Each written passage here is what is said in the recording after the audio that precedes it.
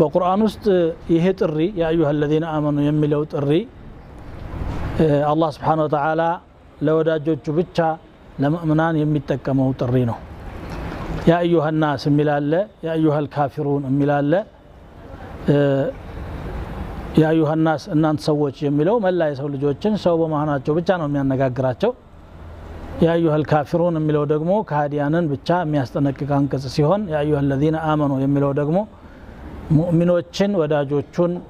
ልዩ ምክር ሊሰጣቸውና ትእዛዝ ሊሰጣቸው ሲፈልግ የሚጠራው ጥሪ ነው ለዚህ ነው አብዱላህ ኢብኑ መስዑድ ምን ይላሉ اذا سمعت الله تعالى يقول يا ايها الذين آمنوا فارعه سمعك ይላሉ አላህ በቁርአኑ يا ايها الذين آمنوا ሲል ከሰማህ ጆሮህን ጣል አርገህ አዳምጠው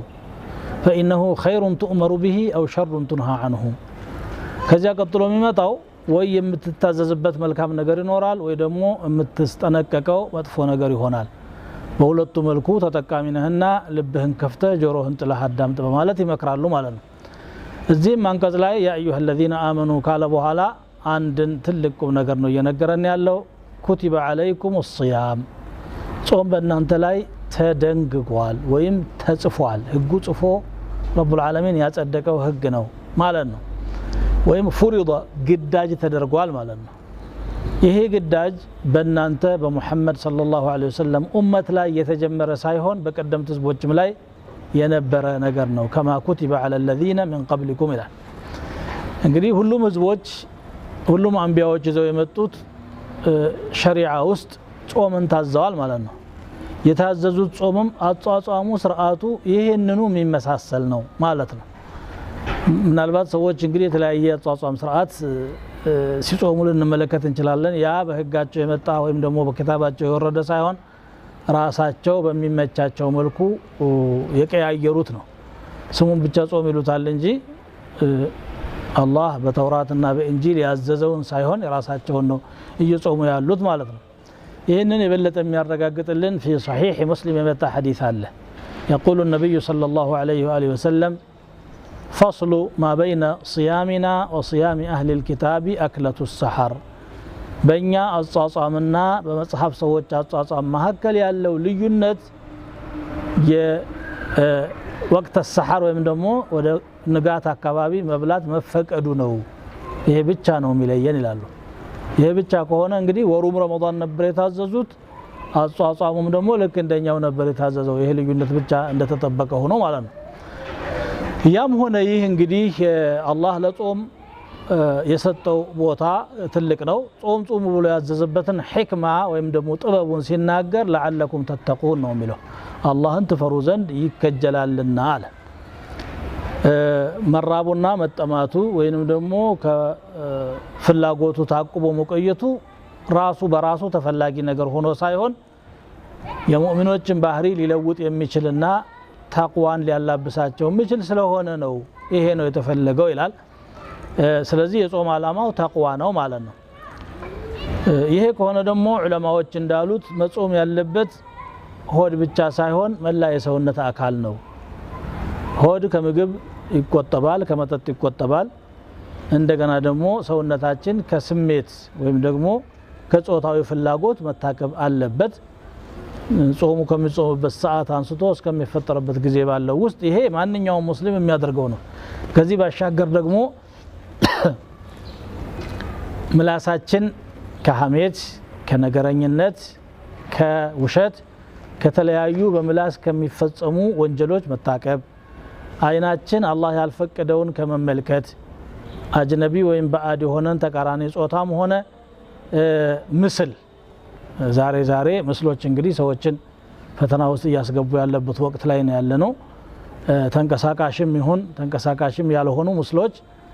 ያው የፊትና ምንጮች ናቸው ሩበማ ምናልባትም በአካል ከማየት የበለጠ ከይሉንታ ሩቆ ሰውየው ብቻውን ቁጭ ብሎ አጅነቢ የሆነን የሚመለከትበት ተጨባጭ ላይ ነው ያለነው ከዚያ መታቀብ ጾም ነው ማለት ነው እጃችን ሰውን ከመበደል በአካላቸው ላይ ጉዳት ከማድረስም ሆነ ገንዘባቸው ላይ ጉዳት ከማድረስ መታቀብ እግራችን ወደ حرام ቦታ ከመሄድ መታቀብ ጆሮአችን ሐሜትን ወይንም ደግሞ ሙዚቃን ወይም حرام የሆኑ ነገሮችን በአጠቃላይ ከማዳመጥና ከመስማት